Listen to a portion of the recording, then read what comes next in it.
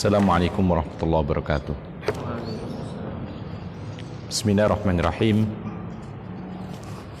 Innal hamdalillahi nahmaduhu wa nasta'inuhu wa nastaghfiruh wa na'udzu billahi min syururi anfusina wa min sayyiati a'malina. May yahdihillahu fala mudhillalah wa may yudlil fala hadiyalah. Asyhadu an la ilaha illallah wahdahu la syarikalah wa asyhadu anna Muhammadan abduhu wa rasuluh. Ya ayyuhalladzina amanu taqullaha haqqa tuqatih wa la tamutunna illa wa antum muslimun. Sudah. Ya ayyuhan nasu taqu rabbakumul ladzi khalaqakum min nafsin wahidah wa khalaqa minha zawjaha wa basa minhuma rijalan katsiran wa nisaa wattaqullaha alladzi tasaaluna bihi wal arham innallaha kana 'alaikum raqiba. Ya ayyuhalladzina amanu taqullaha wa qulu qawlan sadida yuslih lakum a'malakum wa yaghfir lakum dhunubakum wa man yuti'illaha wa rasulahu faqad faza fawzan 'azima. Amma ba'd. Fa inna astaqal hadithi kitabullah wa khairal huda huda Muhammadin sallallahu alaihi wasallam wa syarral umuri muhdatsatuha fa inna kulla muhdatsatin bid'ah wa kulla bid'atin dhalalah wa kulla dhalalatin finnar.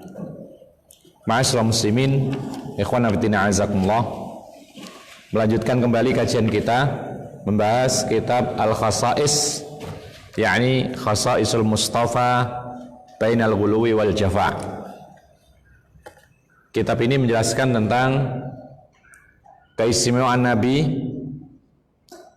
dengan cara pertengahan, tidak terlalu berlebihan dan tidak terlalu meremehkan hal tersebut. Pada saat yang terakhir kita sebutkan bahwa Nabi Muhammad SAW diistimewakan oleh Allah Subhanahu wa Ta'ala pernah mengimami sholat para nabi ketika berada di Baitul Maqdis, dan itu terjadi ketika peristiwa Isra dan Mi'rajnya beliau. Kemudian ikhwan fillah azakumullah, berikutnya adalah ikhtisasun Nabi sallallahu alaihi wasallam bin syiqaqil qamari ayatan lah. Keistimewaan Nabi Muhammad sallallahu alaihi wasallam yaitu dibelahnya bulan sebagai pertanda kenabian beliau. Ma'asyiral muslimin rahimakumullah, dalam banyak hadis disebutkan tentang sebuah peristiwa. Ketika di awal-awal Nabi Muhammad sallallahu alaihi wasallam berdakwah di Makkah, maka kebanyakan mengingkari beliau. Hanya sedikit yang mengikuti Nabi sallallahu alaihi wasallam. Bahkan yang mengikuti Nabi dari yang sedikit itu adalah kebanyakan orang-orang lemah, sehingga mereka ditindas oleh orang-orang yang kuat dari kalangan kaum kafir Quraisy. Lalu sedikit demi sedikit Rasulullah sallallahu alaihi wasallam mendapatkan kepercayaan dari orang-orang kafir Quraisy atau salah satu dari anggota keluarga mereka. Lalu orang-orang kafir Quraisy merasa khawatir. Kemudian mereka berupaya untuk mengadakan makar, menjatuhkan Nabi, kemudian membuat Rasulullah SAW putus asa dan lain sebagainya. Maka di antara yang disebutkan di dalam hadis yang muttafaqun alaih dari Ibnu Mas'ud radhiyallahu an, maka orang-orang kafir Quraisy yang di Mekah itu mendatangi Rasulullah SAW. Mereka mengatakan, wahai Muhammad, apabila engkau bisa mendatangkan bukti bahwa engkau adalah utusan Allah yang bisa kami lihat, maka kami akan masuk Islam, kami akan beriman kepada engkau. Maka Rasulullah SAW meyakinkan kembali apakah kalau aku memperlihatkan ayah tanda kenabianku maka kalian beriman? Ya, kata mereka.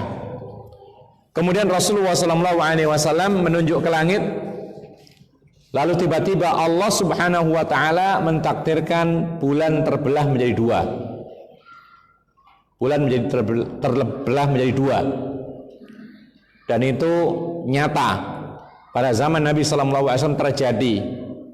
Maka ketika terjadi demikian, Rasulullah SAW mengatakan, ini adalah ayah tanda kenabianku dari Allah, maka berimanlah kalian. Lalu mereka mengatakan, wahai Muhammad, engkau telah menyihir kami.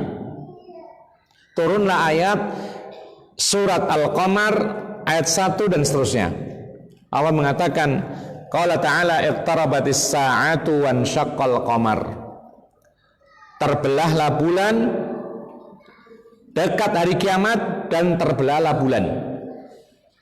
Lalu ayat berikutnya Allah menceritakan tentang kedustaan atau pendustaan mereka.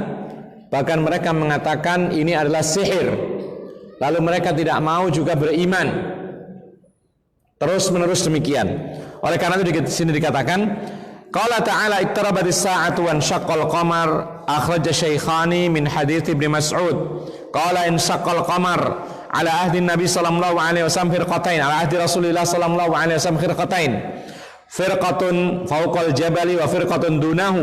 Faqala Rasulullah sallallahu alaihi wasallam ishhadu wal lafdhu lil Bukhari. Yaitu ketika ayat ini dibacakan iqtarabatis sa'atu wan syaqqal qamar, kiamat ini telah dekat dan bulan terbelah sebagai pertanda kenabian Rasulullah. Jadi terbelahnya bulan ini sekaligus menjadi dua pertanda. Pertama, pertanda dekatnya hari kiamat. Karena kita adalah umat akhir zaman. Tidak ada umat setelah umatnya Nabi Muhammad SAW. Maka kita ini hidup di akhir zaman dekat hari kiamat. Kemudian yang kedua, terbelahnya bulan ini sebagai tanda kenabian dan kebenaran Rasulullah SAW sebagai utusan Allah. Tetapi ternyata mereka mengingkari. Lalu beliau mengatakan, Imam Bukhari dan Muslim mengeluarkan hadis ini dari Ibnu Mas'ud. Kemudian Ibnu Mas'ud mengatakan betul-betul terbelah bulan pada zaman Rasulullah SAW menjadi dua. Para ulama mengatakan bulan itu bisa terbelah menjadi dua bagian yang sama. Itu tidak akan terjadi kecuali ketika bulan purnama. Dan ternyata ahli sejarah itu mereka menyebutkan terjadinya terbelah bulan pada zaman Rasulullah itu adalah terjadi diperkirakan tanggal 14 bulan Hijriah. Dan saat itu bulan sempurna. Jadi bulan sempurna itu sekitar 14, 15 atau bisa dikatakan 13 atau 15, 16, itu juga termasuk masih sempurna. Nah, saat itulah terjadi terbelahnya bulan menjadi dua bagian. Satu bagian berada di atas jabal gunung, dan sebagian yang kedua atau separuhnya yang lain itu berada di bawah gunung. Di dalam riwayat yang lain juga dikatakan bahwasanya satu bagian atau separuh bulan ini terletak di atas Jabal Qubais, Gunung Qubais sekarang yang sudah rata, yang dibuat istana sekarang ini. Kemudian setengahnya lagi berada di Gunung Qu'ayqi'an, semuanya di Mekah. Dan ini adalah kejadian yang nyata. Tapi ikhwan fillah azakumullah, yang namanya kesesatan, maka Rasulullah pernah mengatakan, wa may yudlil falang tajid lahu waliyan mursyida, wa may yudlil fala hadiyalah. Barang siapa tersesat, disesatkan oleh Allah, maka tidak ada satupun yang bisa memberi petunjuk. Jadi mereka meskipun sudah menantang untuk diperlihatkan tanda kenabian, lalu diperlihatkan betul-betul oleh Allah, tapi mereka tetap saja tidak mau beriman kepada Allah dan Rasulnya. Ma'asyiral muslimina rahimakumullah. Kisah ini dilanjutkan oleh Ibnu Katsir rahimahullah dalam tafsir surat Al-Qamar di awal-awalnya. Jadi ketika mereka tetap tidak mau beriman, lalu mereka menyebut ini sihir. Lalu ada orang-orang yang berakal di antara mereka, mereka mengatakan sesama mereka, kalau kita mengatakan ini sihir, maka jangan-jangan ini beneran. Nanti kalau beneran kita yang malu. Nah, biasanya sihir itu terjadi di suatu tempat, tapi tempat yang lain tidak ada pengaruh. Maka mari kita cari orang-orang yang perjalanan jauh datang. Maka kita tanya, apakah kamu melihat sesuatu di malam ini atau tidak, atau di malam itu atau tidak? Maka tatkala ketika datang ada orang Syam datang ke Mekah, ada orang Mesir datang ke Mekah, ada orang Yaman datang ke Mekah, ditanya, pada saat tanggal demikian dan demikian, atau belum ada tanggal dahulu, malam sekian dan sekian, ya, apakah kalian melihat perubahan di langit? Ternyata semua orang-orang musafir yang ditanya, mereka mengatakan kami melihat bulan terbelah menjadi dua pada malam sekian dan sekian. Maka mereka mengatakan, oh berarti mereka pun juga melihat, berarti ini adalah bukan sihir. Nah, tatkala ditanya oleh orang-orang yang beriman, bagaimana menurut kalian, apakah itu sihir? Sehingga apa? Sehingga semua orang melihat. Sedangkan sihir itu berlakunya hanya sebagian tempat saja, yang lain tidak terpengaruh. Akhirnya mereka mengatakan, Inna Muhammadan qad saharun nasa jami'an. Mereka mengatakan, tetap ingkar kepada Allah dan Rasulnya. Perkataan yang terlontar dari mereka adalah, sesungguhnya Muhammad telah menyihir semua manusia. Ya, tetap saja tidak beriman. Kemudian diteruskan oleh Allah Subhanahu wa taala ungkapan-ungkapan mencaci, mencela mereka karena mereka tidak mau beriman. Namun mereka ini masih diberi kesempatan oleh Allah Subhanahu wa taala untuk beriman, tapi ternyata tidak beriman. Ikhwana fiddin azakumullah. Itulah salah satu keistimewaan Nabi, mukjizat yang istimewa yang tidak pernah diturunkan oleh Allah kepada Nabi dan Rasul yang lain. Nabi Musa mempunyai mukjizat, Nabi Isa juga demikian, Nabi Saleh, Nabi Hud, Nabi Nuh, mereka semua punya mukjizat. Tetapi mereka tidak pernah terjadi kejadian pada zaman mereka, yaitu terbelahnya bulan menjadi dua. Dan ini hanya terjadi pada zaman Nabi kita Muhammad sallallahu alaihi wasallam. Berikutnya, yang kedua, ikhtisasun Nabi sallallahu alaihi wasallam bi anna min mu'jizatihi ma huwa azharu fil ijazi min mu'jizati ghairih. Keistimewaan Nabi Muhammad sallallahu alaihi wasallam yaitu mukjizat Nabi itu lebih nyata dalam hal yaitu mukjizatnya, dalam hal keluar biasaannya itu lebih luar biasa dibandingkan dengan mukjizat selain Nabi Muhammad. Jadi mereka masing-masing punya mukjizat. Nabi Musa, Isa dan sebagainya punya mukjizat. Tapi dibandingkan dengan mukjizatnya Nabi lebih luar biasa. Kalau mukjizat itu biasanya tidak masuk akal, maka mukjizat Nabi lebih lagi tidak masuk akal.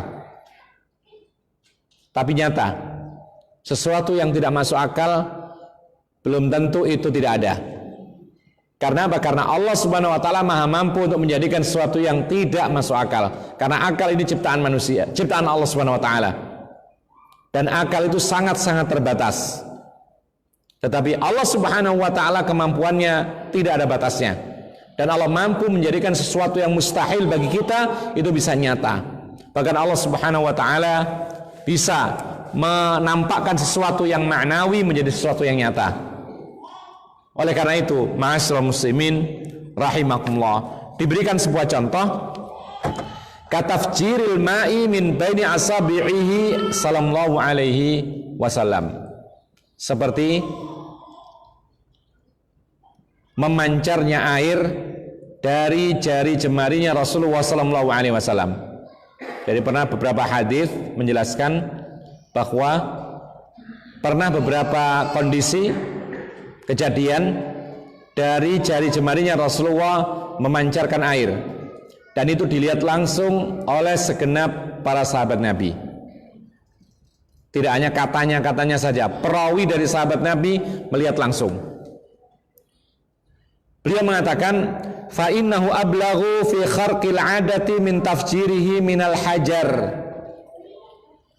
Memancarnya air dari jari Rasulullah itu lebih luar biasa dibandingkan memancarnya air dari batu-batuan. Jadi kadang-kadang ada batu yang besar, kemudian keluar dari batu itu air. Ini aneh, luar biasa, dan itu terjadi pada zaman Nabi Musa. Tapi keluar air dari jari jemari Rasulullah lebih hebat lagi. Ini maksudnya. Beliau mengatakan, li'anna jinsal hajari mimma yatafajjaru minhul anhar. Karena salah satu jenis batu itu bisa suatu ketika memancarkan air, bahkan mengalirkan air, seperti sungai itu ada. Kalau kita lihat ada gunung yang besar, kemudian air mengalir menjadi air terjun, itu biasa. Meskipun orang menganggap heran, tidak wajar, tapi itu bisa dan itu nyata. Bahkan Allah Subhanahu wa taala menyebutkan, wa idistasqa Musa liqaumihi faqul nadrib bi'asaqal hajar fanfajarat minhu 12 aina. Di dalam surat Al-Baqarah ayat 60 Allah mengatakan, dan ingat tatkala Nabi Musa meminta hujan untuk kaumnya, memintakan hujan untuk kaumnya, maka kami pun mengatakan kepada Nabi Musa, pukulkan batu atau pukullah batu itu dengan tongkatmu. Pukullah batu dengan tongkatmu. Maka memancarlah 12 mata air dari batu tersebut. Mukjizat. Tadinya batu itu kering, tidak tampak ada tanda-tanda air, tapi tiba-tiba ketika dipukul oleh Nabi Musa dengan tongkatnya, memancarkan 12 sumber air. Memancar 12. Wa qala ta'ala fi sya'ni Bani Israil, dan Allah pernah berfirman tentang Bani Israil, "Tsumma qasat qulubukum min ba'di dzalika fahiya kal hijarati aw ashaddu qaswah." Kemudian kondisi Bani Israel, hati-hati mereka itu menjadi keras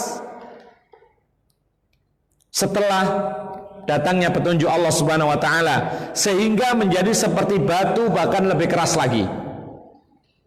Lalu Allah mengatakan, wa inna minal hijarati lama yatafajjaru minhul ma. Akan tetapi di antara batu itu ada yang memancarkan air. Ada keluar air. Ternyata bisa jadi sumbernya dari dalamnya lagi. Jadi karena sumbernya tertutup batu, kemudian air itu keluar, kemudian keluarnya dari batu bisa. Dan Allah menakdirkan demikian gampang. Artinya tidak perlu diherankan atau tidak perlu kita heran bahwasanya ada batu-batu yang mana kadang-kadang memancarkan air. Dan itu dikatakan oleh Allah Subhanahu wa taala terjadi pada zaman Nabi Musa. Wa amma ma jaa fi sya'ni nabiyina Muhammadin sallallahu alaihi wasallam kama fi sahihaini min hadithi Anas bin Malik. Adapun apa yang terjadi pada diri Nabi Muhammad sallallahu alaihi wasallam seperti dalam hadis yang dikeluarkan oleh Imam Bukhari dan Muslim dari sahabat Anas bin Malik, qala, beliau mengatakan, ini kisah yang disampaikan oleh Anas bin Malik. Dia melihat langsung bagaimana air memancar dari jari jemari Rasulullah. Beliau mengatakan, ra'aitu Rasulullah sallallahu alaihi wasallam wa hanat salatul asri.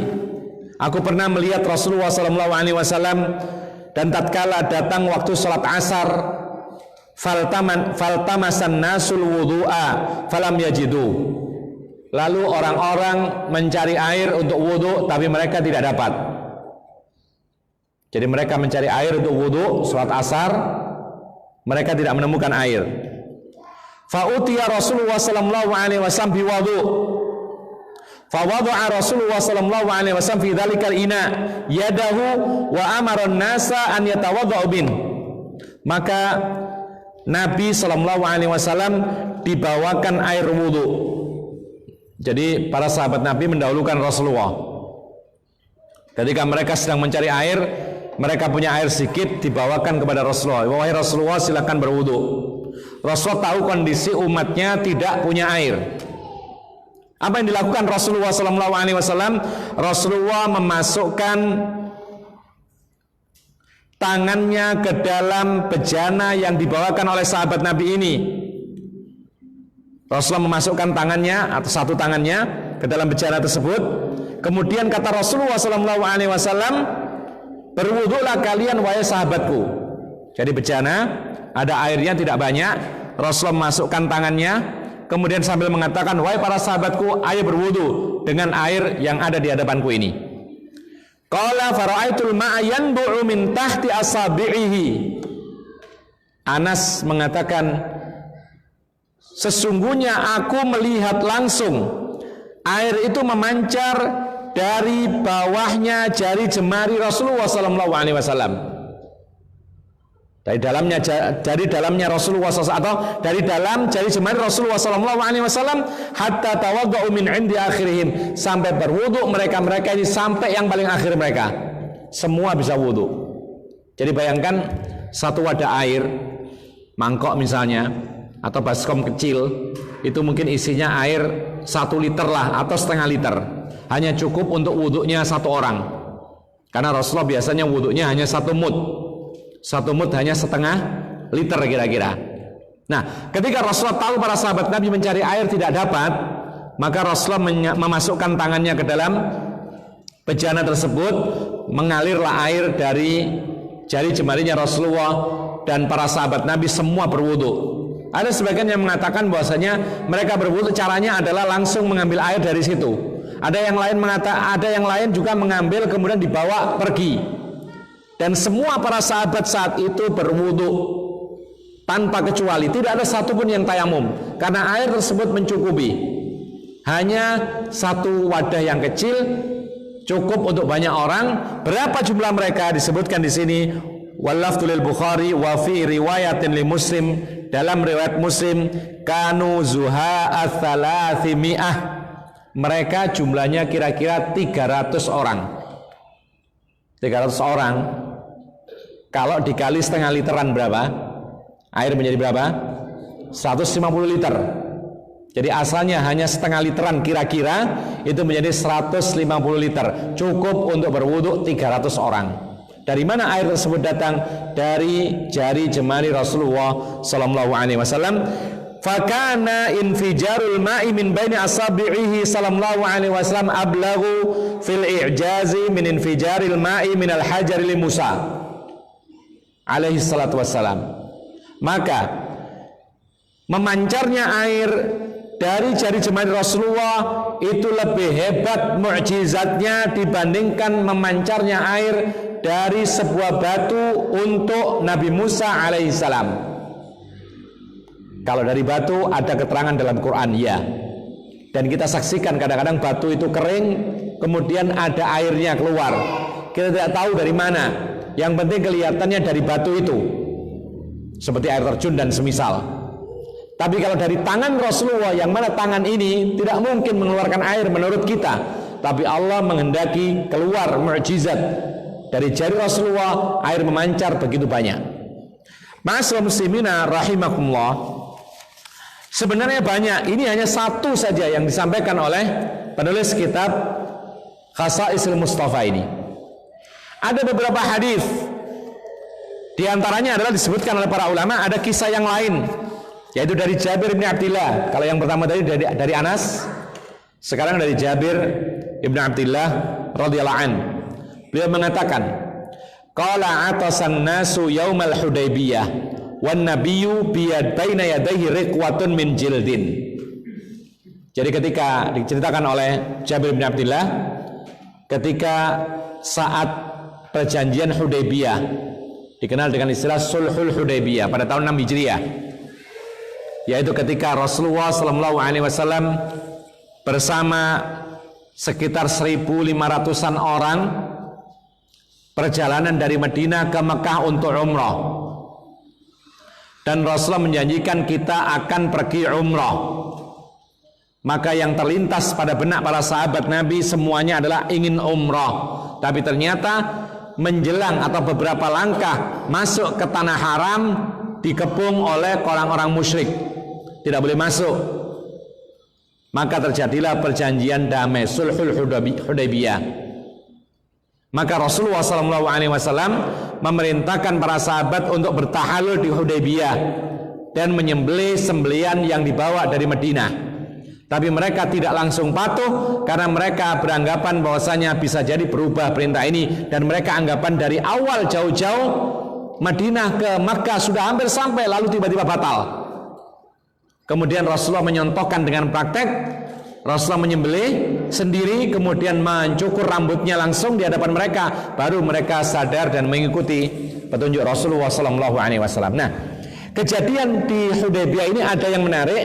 Di antaranya adalah kata Jabir bin Abdullah, ketika manusia sedang kehausan di sana, tidak cukup air, maka Nabi SAW di hadapannya ada wadah air terbuat dari kulit. Kemudian Rasulullah SAW berwudu dari wadah, isinya air, wadah tersebut terbuat dari kulit. Maka fa'asra'an nasu nahwahu faqala ma lakum. Tiba-tiba para sahabat Nabi bergegas mendekati Rasulullah.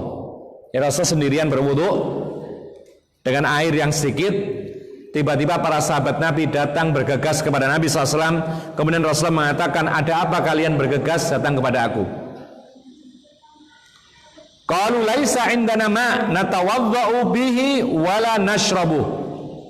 Mereka mengatakan, wahai Rasulullah, kami tidak mendapati air baik untuk wudhu maupun untuk minum, tidak ada. Illa ma baina yadaik, kecuali kami hanya melihat air itu ada di hadapanmu saja yang kau pakai. Fa wada'a yadahu sallallahu alaihi wasallam fir riqwa. Maka Rasul melihat, kemudian Rasulullah memasukkan tangannya ke wadah tersebut. Faja'alal ma'u yathuru baina asabi'ihi ka'amthalil uyun. Maka tiba-tiba air itu memancar dari jari jemari Rasulullah SAW seperti sumber air yang memancar. Kita melihat bagaimana kalau sumber air itu memancar, itu ada gelembung-gelembung, ya, ada sebagian anginnya juga demikian, keluar air dengan deras. Nah, itu terjadi di wadah Rasulullah SAW. Kata Jabir, kami pun meminumnya dan kami pun berwudu darinya. Walamma su'ila Jabirun an adatihim qal. Kemudian tatkala ditanya Jabir, wahai Jabir, berapa jumlah kalian saat itu? Maka Jabir mengatakan, ini perbandingan, maksudnya di sini untuk mengukur kadar airnya itu berapa banyak. Berapa sih banyaknya air yang memancar, yang muncul dari jemarinya Rasulullah? Sedikit atau banyak? Maka Jabir mengatakan, laukana mi'ata alfin lakafana wa kunna khamsa asyrata mi'ah muttafaqun alaih. Kata Jabir, andaikan saat itu jumlah kami mi'atu alf. Berapa mi'atu alf? 100.000. Andaikan jumlah kami saat itu 100.000, maka air itu cukup untuk kami semua. Artinya terlalu banyak yang keluar dari jari jemari Rasulullah. Tetapi saat itu jumlah kami hanya khamsa asratu mi'ah. Berapa? Khamsa asratu mi'ah. Ini bahasa yang jarang diucapkan dalam hadis. Khamsa asrat mi'ah, 1500. Berapa itu? 1500. Jadi 1500 jumlah kami. Cukup. Jadi ini lebih hebat lagi dari riwayat yang disampaikan oleh penulis kitab, yang jumlahnya cuma 300-an. Ini sampai 1500-an. Mereka berwudu dari satu bejana kecil yang ada di hadapan Rasulullah. Sumber airnya itu dari jari jemari Rasulullah Sallallahu Alaihi Wasallam. Yang ketiga, ada lagi sebuah kisah dari Ibnu Mas'ud. Dari Ibnu Mas'ud, beliau menceritakan, kunna ma'an Nabi Sallallahu Alaihi Wasallam fi safarin faqala al-ma'. Kami dahulu pernah bepergian bersama Rasulullah Sallallahu Alaihi Wasallam. dan saat itu air sangat-sangat sedikit, ya, bisa jadi hanya cukup untuk minum. Orang yang bawa air ketika musafir untuk minum dan dia sediakan hanya untuk minum, lalu waktu sholat tiba dia tidak punya wudhu, maka dia boleh tayamum karena air ini memang disiapkan untuk minum. Adapun untuk berwudhu maka tidak dianjurkan orang musafir itu membawa air untuk berwudhu karena ada gantinya yaitu tayamum. Nah, kejadian ini ketika air itu sedikit, maka kewajiban orang yang tidak mendapati air ketika dia enggak wudhu, dia mencari dahulu. Jadi sebelum tayamum nyari dulu semampunya. Maka Rasulullah SAW mengatakan utlubu fadlatan minal ma. Rasulullah mengatakan cari dulu sisa-sisa air yang ada. Cari. Faja'u bi ina'in fihi ma' qalil. Maka salah satu mereka, para sahabat Nabi, menemukan sisa air yang sangat sedikit. Sisa. Dihadapkan kepada Rasulullah, wahai Rasulullah, ini sisa kami air, yang lain tidak ada air. Maka Rasulullah SAW fa'adkhala yadahu fil ina, thumma qala hayya 'ala at-tahuri baina hayya 'ala at-tahuri al-mubaraki wal barakatu minallah wal barakah minallah. Lalu Nabi memasukkan tangannya ke bejana yang ada airnya sedikit saja, dimasukkan. Kemudian Rasulullah mengatakan, marilah berwudu dengan air yang diberkahi oleh Allah, dan keberkahan itu datangnya hanya dari Allah. Walaqad ra'aitu, kata Ibnu Mas'ud, al-ma'a yanbu'u min baini asabi'in nabi.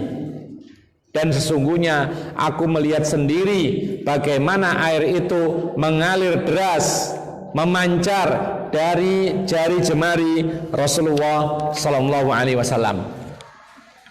Maka beberapa hadis ini menunjukkan kepada kita tidak ada keraguan bahwa beberapa kali terjadi dari jari jemari Rasulullah mengeluarkan air yang tidak sedikit, cukup untuk banyak para sahabat, sampai dalam sebuah riwayat ada 1.500-an orang berwudu dari air yang keluar dari jarinya Rasulullah sallallahu alaihi wasallam. Ma'asyiral muslimina rahimakumullah. Ada lagi hadis yang lain, yaitu dari Ibnu Abbas.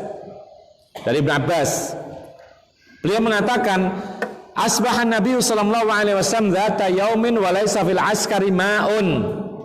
Fa'atahu rajulun faqala ya Rasulullah laisa fil askari syai'. Faqala lahu hal 'indaka syai'? Qala na'am. Faqala lahu fa'tini bihi. Fa'atahu bi ina'in fihi syai' min ma' qalil.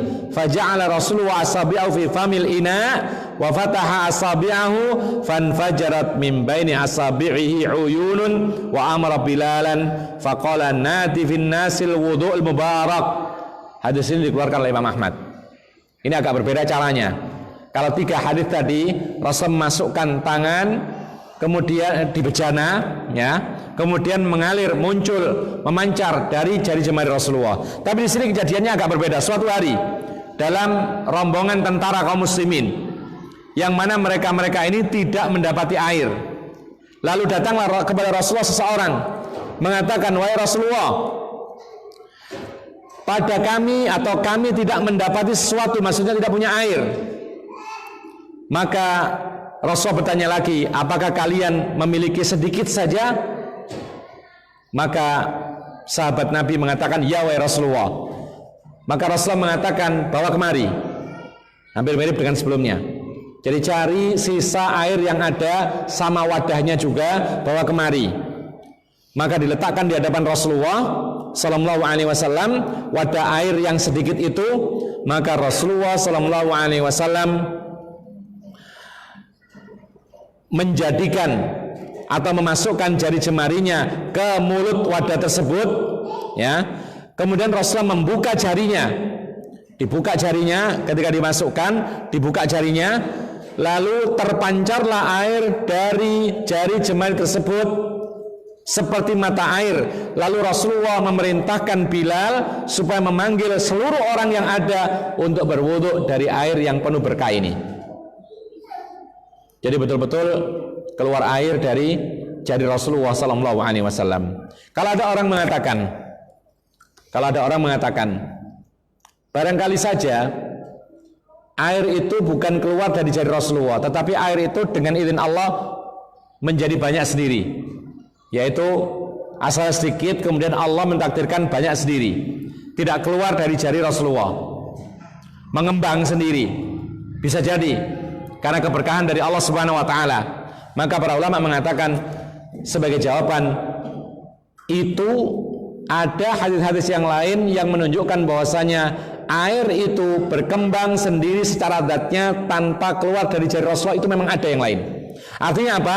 Keluar dari jari Rasulullah itu ada beberapa hadis, kemudian air itu menjadi banyak sendiri dengan izin Allah juga terjadi pada zaman Rasulullah. Dan itu mukjizat Rasulullah juga. Dicontohkan oleh para ulama sebuah hadis yaitu terjadi pada zaman peperangan Tabuk.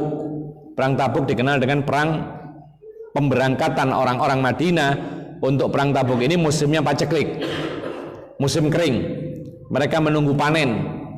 Ya, sampai-sampai ada 2 sahabat Nabi atau beberapa sahabat Nabi tidak ikut, tidak ada alasan kecuali menunggu panen, sehingga akhirnya dihukum oleh Allah Subhanahu Wa Taala, diboikot oleh Rasulullah Sallallahu Alaihi Wasallam. Nah, tatkala tentara sampai di mata air Tabuk. Mata air Tabuk yang biasanya mengeluarkan air yang sangat banyak, tapi hanya sedikit sekali air yang keluar, tidak cukup meskipun hanya untuk 1 orang. Jadi 1 orang saja tidak cukup, apalagi untuk 1 kelompok tentara. Maka ikhwan fillah azakumullah, Nabi pun berdiri, kemudian Rasulullah memulai mengumpulkan sisa-sisa air. Jadi dikumpulkan sisa-sisa air atau air-air yang mengalir kecil sekali dikumpulkan oleh Rasulullah SAW. Dikumpulkan, apa yang dilakukan Rasulullah? Rasulullah mencuci yaitu kedua tangannya dan wajahnya. Ini agak berbeda. Jadi Rasulullah mengumpulkan air yang ada dari mata air Tabuk, terkumpul sedikit, Rasulullah gunakan untuk cuci tangan, cuci wajah. Kemudian Rasulullah tinggalkan atau kembalikan sisa itu kembali kepada tempatnya, dibiarkan menetes ke tempatnya. Jadi diteteskan lagi ke tempat tersebut. Kemudian fajaratil ainu bima'in ghazir. Maka setelah itu, jadi Rasul tidak memasukkan tangan. Maka ketika kembali bekas air wudhu itu ke tempatnya lagi, air itu tiba-tiba menjadi lebih banyak, muncul sendiri banyak, mengembang sendiri air ini, bersumber sendiri ketika itu. Dan Rasul tidak menyentuh sama sekali, karena bekas Rasulullah menyentuhnya atau bekas dipakai oleh Rasulullah lebih banyak menjadi demikian. Kemudian Rasulullah SAW setelah itu melihat saja dan dilihat oleh para sahabat yang lain, maka air itu menjadi banyak melimpah. Fasyariban nasu minhu jami'an, rawahu Muslim. Maka seluruh manusia yang ikut perang Tabuk semuanya minum dari air mata air Tabuk yang tadinya kering kemudian menjadi banyak melimpah, dan semua para sahabat yang ikut perang Tabuk bisa menikmati air tersebut. Ma'asyiral muslimin rahimakumullah.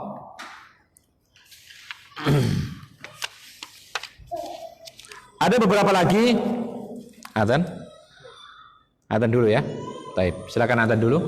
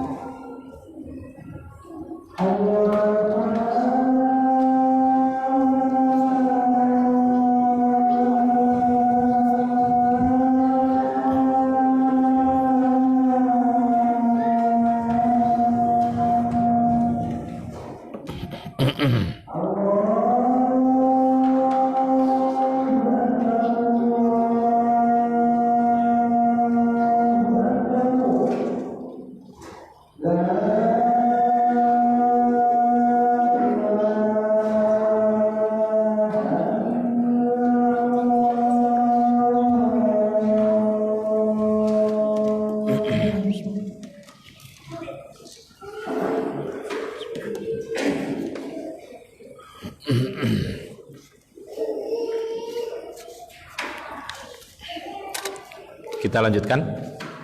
Kita tambahkan satu keistimewaan yang lain yang hanya dimiliki oleh Rasulullah sallallahu alaihi wasallam.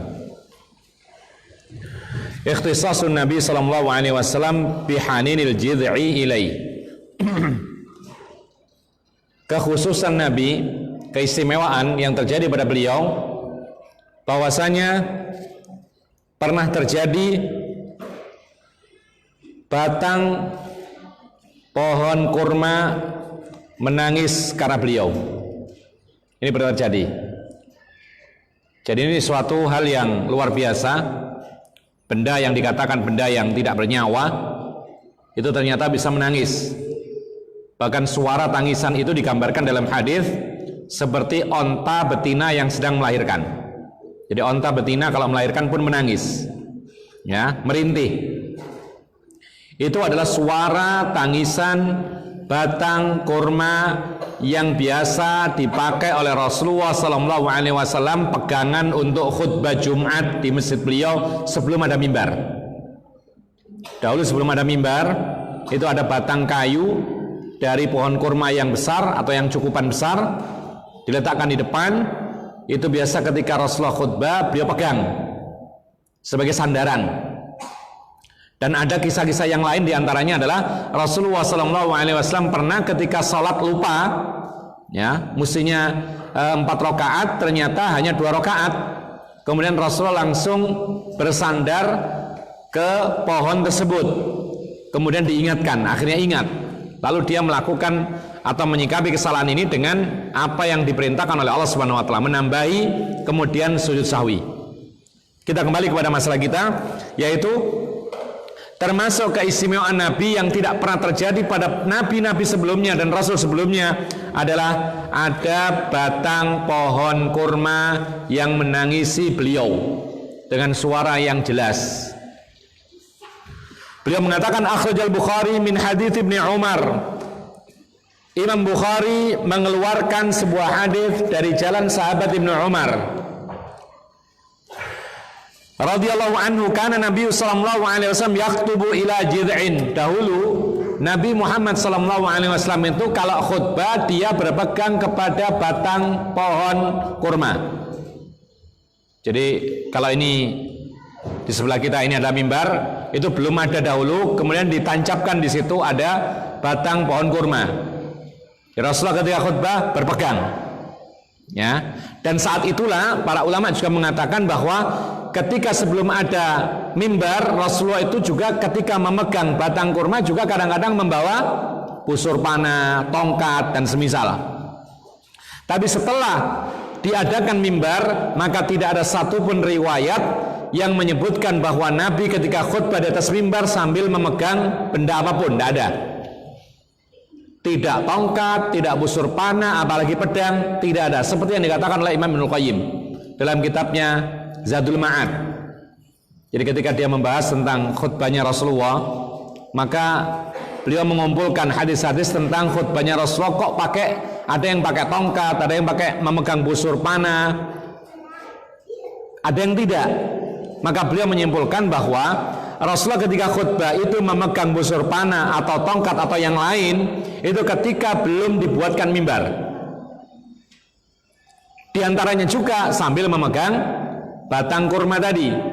Nah, ketika dibuatkan mimbar, maka tidak ada satupun riwayat menyebut Rasulullah berpegang kepada sesuatu apapun, karena dia sudah berdiri di atas mimbar dan berpegang kepada mimbar itu sendiri. Ya, makanya tidak ada masalah membuat mimbar itu ada pegangannya, tidak ada masalah. Jangan sampai kemudian berpegang kepada sebuah hadis bahwa mimbarnya Rasulullah kemudian 3 tingkatan, ya, 3 Tingkatan yang pertama pernah dipakai untuk sholat, memberi contoh sholat yang benar. Tingkatan yang kedua dipakai berdiri ketika khutbah Jumat. Tingkatan yang ketiga dipakai duduk antara dua khutbah. Kalau berpegang dengan hadis ini maka tidak ada keterangan pegangan kanan dan kiri. Maka seperti ini itu biasanya kadang-kadang terjadi mudarat, mungkin jatuh, terpeleset dan lain sebagainya. Tidak mengapa, tidak ada masalah dikasih pegangan kanan kiri. Karena apa? Karena Rasulullah ketika sebelum ada mimbar itu berpegang kepada sesuatu. Maka layaknya ketika membuat mimbar ada pegangan. Karena kita saksikan ada sebagian masjid ketika membuat mimbar berpegang kepada hadis yang pertama tadi, hanya dibuat trap saja tanpa ada pegangan kanan dan kiri, sehingga dikhawatirkan orang yang khutbah itu jatuh. Apalagi yang masih latihan khutbah ya, grogi, nah itu bisa jatuh betulan.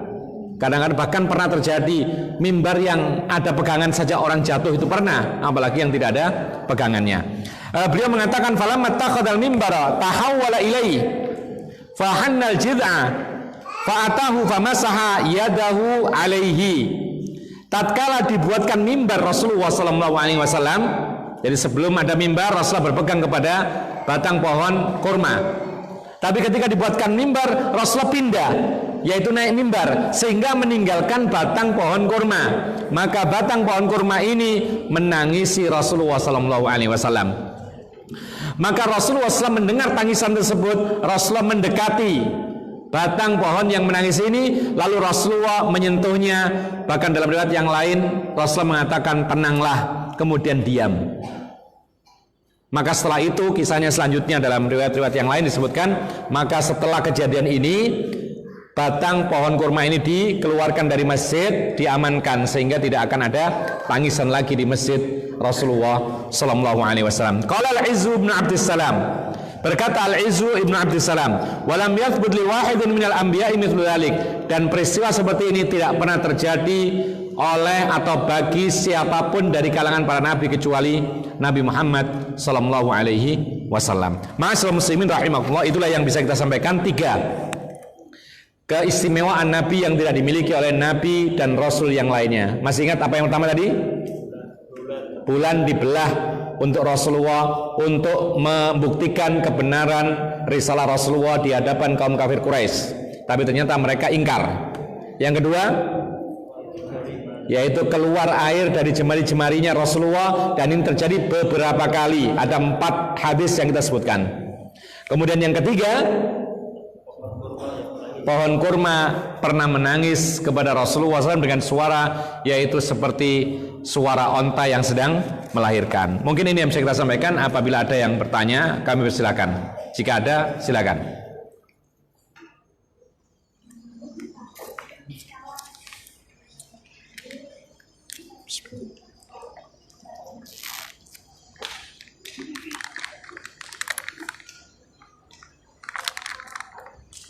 Ya.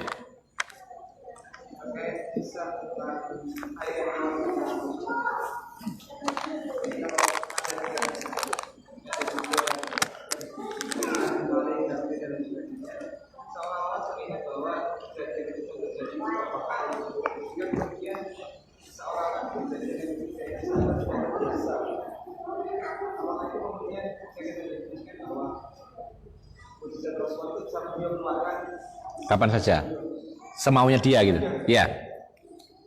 Ada pertanyaan, kejadian keluar air dari jari jemari Rasulullah beberapa kali. Lalu para sahabat Nabi seolah-olah menjadikan hal itu biasa. Apakah ini berarti bahwasanya Rasul kapan saja mau mengeluarkan mukjizat? Jawabannya tentu saja tidak.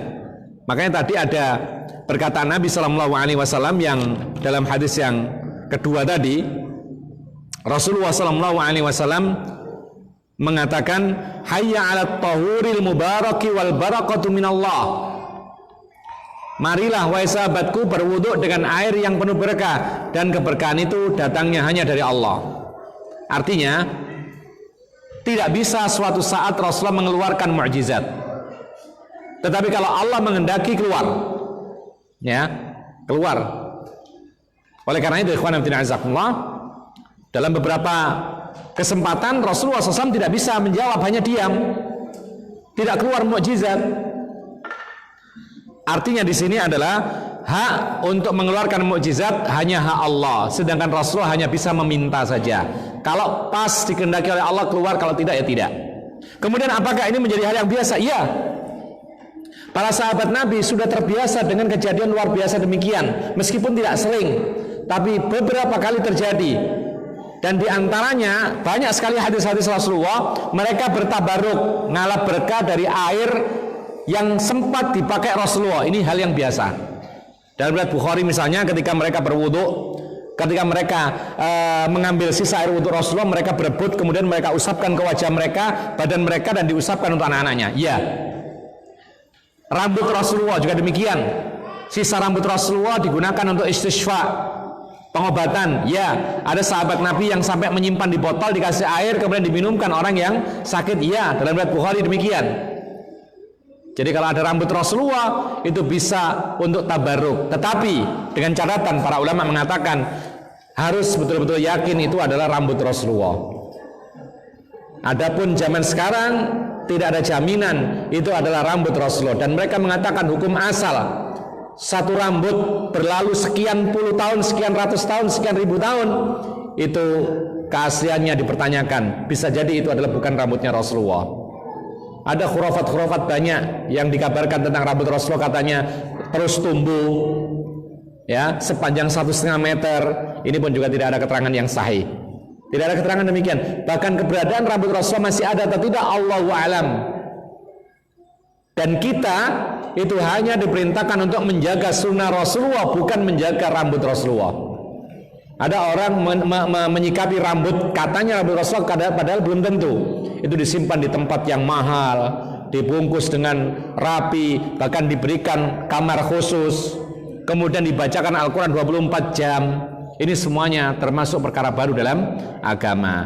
Artinya kita kehilangan rambut Rasulullah tidak ada masalah, tidak akan ada efek sama sekali. Tapi kalau kita kehilangan sunnah Rasulullah, inilah yang dipertanggungjawabkan di hadapan Allah Subhanahu wa ta'ala. Wallahu a'lam.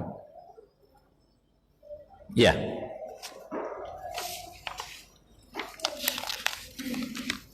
Cukup, insyaallah. Baik, kita cukupkan sampai di sini. Mudah-mudahan kita bisa memahami apa yang disampaikan dan kita semakin yakin tentang kerasulan Nabi Muhammad SAW, yang mana beliau diutus sebagai rahmatan lil alamin dan membawakan rahmat dan berkah kepada kita semua dengan ilmu agama yang dibawakan, sehingga kita bisa menapakinya dengan sebaik-baiknya. Aqulu qouli hadza wa astaghfirullah li wa lakum innahu huwal ghafurur rahim. Subhanakallah wa bihamdika asyhadu an la ilaha illa anta astaghfiruka wa atubu ilaik. Assalamualaikum warahmatullahi wabarakatuh.